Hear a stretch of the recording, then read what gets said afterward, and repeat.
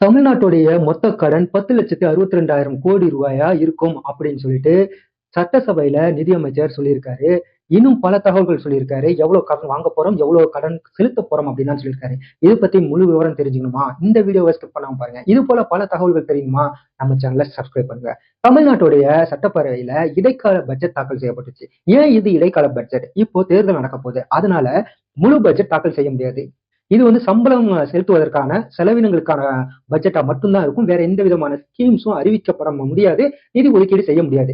சொல்லலாம், ஆனா எதுக்கும் நிதியெல்லாம் ஒதுக்கீடு செய்ய முடியாது. ஏன் அப்படின்னா இது இன்டரிம் பட்ஜெட். இன்னும் இந்த ஆட்சி இருக்க போறது, அதாவது இப்போ பதவியேற்ற இந்த அரசு இருக்க போறது இன்னும் கொஞ்ச நாள் தான். அதனால இது இன்டரிம் பட்ஜெட்டா இருக்கும். மீண்டும் ஒருவேளை இந்த ஆட்சி வந்துச்சுன்னா முழு பட்ஜெட் மறுபடியும் தாக்கல் செய்வாங்க. அது வேற. இப்ப இந்த இன்டரிம் பட்ஜெட்ல நிதி நிலைமை பத்தி தங்கம் தென்னரசு நிதியமைச்சர் அவர் சொல்லியிருந்தாரு. இதுல மொத்தம் எவ்வளவு கடன் வாங்க போறோம், 2026-27 நிதியாண்டுல எவ்வளவு கடன் வாங்க போறோம், எவ்வளவு செலுத்த போறோம், திருப்பி செலுத்த போறோம் அப்படிங்கிற தகவலை பத்தி சொல்றாரு. எவ்வளவு கடன் வாங்க போறோம் தெரியுங்களா? 1,79,809 65 லட்சம் ரூபாய் வாங்க போறதா நிதியமைச்சர் தங்கம் தென்னரசு சொல்லியிருக்காரு. சரி, இவ்வளவு வாங்குறோமே, எவ்வளவு திருப்பி செலுத்த போறோம் அப்படின்னு யோசிச்சா அதுல 3/1 தான் திருப்பி செலுத்துற மாதிரி சொல்றாரு. அதாவது 1,79,809 கோடியே 65 லட்சம் ரூபாய் கடன் வாங்க போறதா சொல்லியிருக்காரு. இதுல எவ்வளவு திருப்பி செலுத்த போறோம் அப்படின்னு சொன்னாருன்னா, இதுல 1/3 தான். அதாவது 60,413 கோடியே 42 லட்சம் ரூபாய் திருப்பி செலுத்த போறோம் அப்படின்னு சொல்லியிருக்காரு.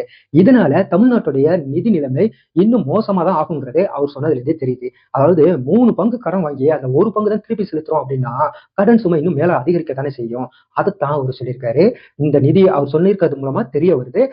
அதுல அடுத்து இன்னொன்னு சொல்லியிருக்காரு. இப்போ 9,52,000 கோடி ரூபாயா இருக்கு தமிழ்நாட்டுடைய கடன். இந்த நிதியாண்டு 2025-20 இப்போ தமிழ்நாட்டுடைய கடன் 10,52,000 கோடி ரூபாயா இருக்கு. இந்த 2026-27 நிதி ஆண்டுல தமிழ்நாட்டுடைய மொத்த கடன் 10,62,000 கோடியா உயரும் அப்படின்னு இருக்காரு. கிட்டத்தட்ட 1,10,000 கோடி உயரும் அப்படின்னு இருக்காரு. அதாவது வாங்குற கடன் அதிகம், அதுல செலுத்துறது பாதி கூட கிடையாது. 1/3 செலுத்தினா அப்புறம் கடன் உயரத்தானே செய்யும் அப்படிங்கிறது தான் இந்த பட்ஜெட்டோடைய தீம் நமக்கு சொல்ல வருது. இது போல பல தகவல் தெரியணும்னா நம்ம சேனலை சப்ஸ்கிரைப் பண்ணுங்க.